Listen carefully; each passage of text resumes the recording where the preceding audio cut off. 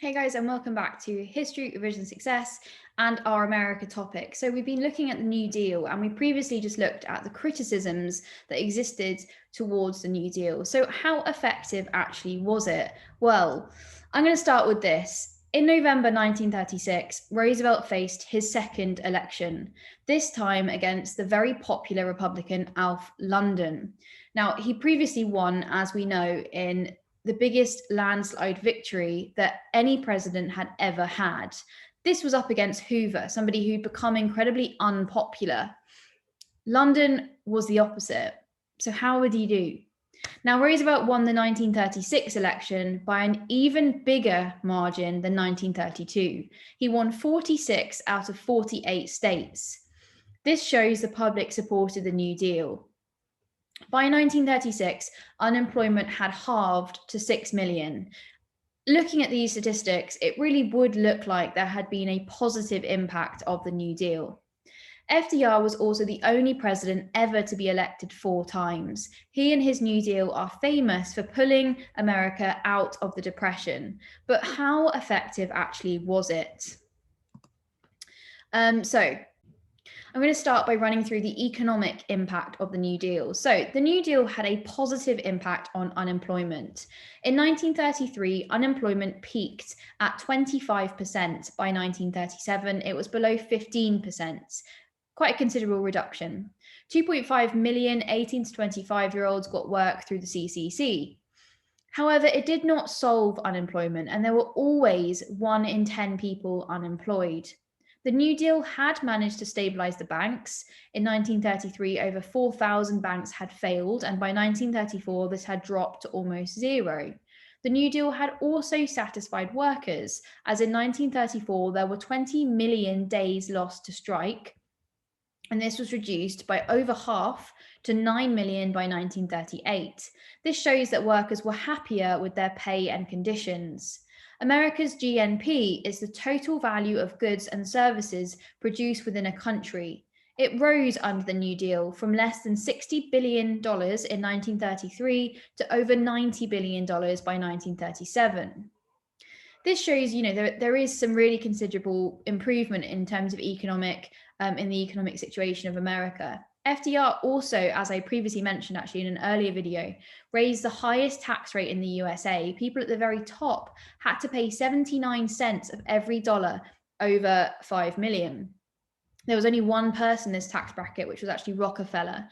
So he really is trying to change the situation and make an impact economically on society. So what I'm going to do is go through some different categories now, just to think about how far he actually fixed the problems that existed.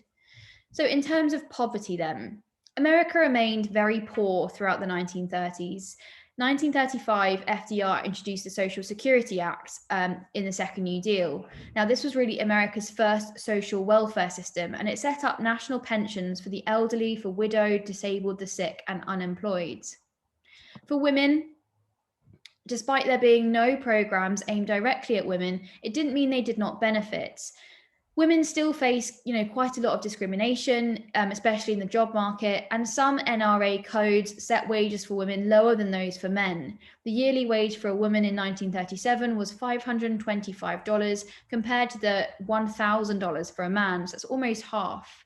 Only 10,000 women were employed by the CCC out of 2.5 million involved. So, we can say that the New Deal didn't really significantly improve life for women, because it didn't really target them. Workers. After the Supreme Court declared the NRA's Fair Labour and Wages Codes were illegal, FDR introduced the Wagner Act in the Second New Deal. This gave workers the right to join trade unions. Big businesses remained very powerful, and unions were treated with suspicion. Farmers. 1/3 of all Americans. Most of the help went to large-scale farmers, and small farmers didn't see much benefit. Severe poverty in much of rural America, Kansas, Texas, and Colorado. In terms of African Americans, it did not end discrimination. CCC campsites were often segregated, and African Americans were not allowed to live in the newly built town of Norris in the Tennessee Valley. Roosevelt feared doing nothing about it, as he was worried about losing support in the South. 200,000 African Americans did gain jobs in the CCC. In terms of the Native American, Native Indian communities, the FDR helped Native Americans increase the amount of land they owned. Government loans were provided for them to buy more land, set up businesses, and buy farming equipment. The Indian Reservation Act of 1934 also set up their own law courts. There was some movement, some progress for this community.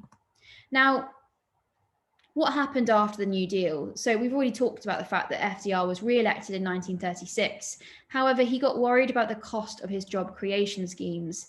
He decided to cut the amount of spending that went into the New Deal. However, when he did this, unemployment jumped by 3 million, kind of which shows that criticism of priming the pump to be true.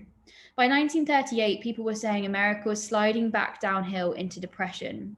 Unemployment had risen to 10.5 million, and car and steel production kept falling. The New Deal ended in January 1939. However, America's problems were about to be solved by events in Europe. And if you're thinking about what that might be, think about 1939 and what's happening in Europe. So overall then, how effective was the New Deal? Well, yes, it was effective. It did reduce unemployment and create jobs. Roosevelt created the first welfare system, and it successfully stabilized the banks and restored confidence. People voted overwhelmingly for Roosevelt in 1936, which shows they approved of what he was doing. He was awarded a second 100 days, so he was viewed as successful in his first. On the other hand, you could argue no. His schemes only worked by inputting money, they were not long-term solutions.